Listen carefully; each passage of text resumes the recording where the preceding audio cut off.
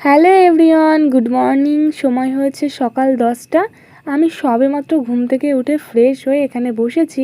কাল রাত্রেবেলা আমার দিদি এই জিনিসটা বানিয়েছে। এখন আমরা প্রত্যেকে মিলে রিভিউ দেবো। দারুণ হয়েছে খেতে।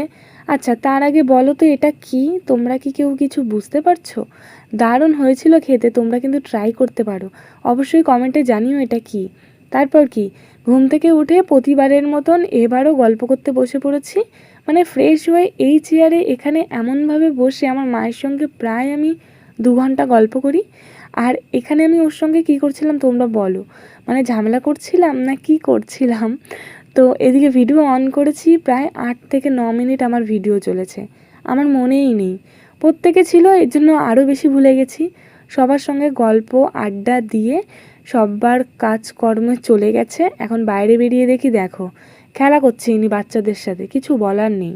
তারপর কি, ঘরে এসে বিছানাটা সুন্দরভাবে গুছিয়ে নিয়েছি। আজ চলে যাব বাড়ি।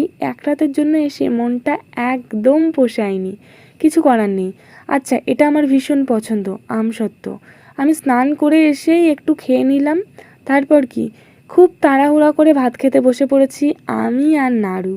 ওদিকে নাড়ুকে খাওয়াচ্ছি, আমিও খাচ্ছি। এদিকে দুজনের সঙ্গে করছি আমি তুমুল আকারে চিল্লামিল্লি। যাই হোক, সাথে সাথে রেডি হয়ে নিয়েছি, অর্ধেক রেডি। এখন এই যে পটলা পাটলা নিয়ে এখন সোজা চলে যাব বাড়ির উদ্দেশ্যে।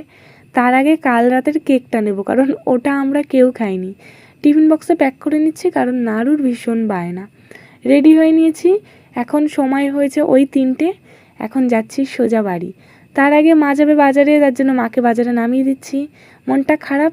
দেখা হচ্ছে খুব তাড়াতাড়ি নতুন কোনো ভ্লগে। টাটা।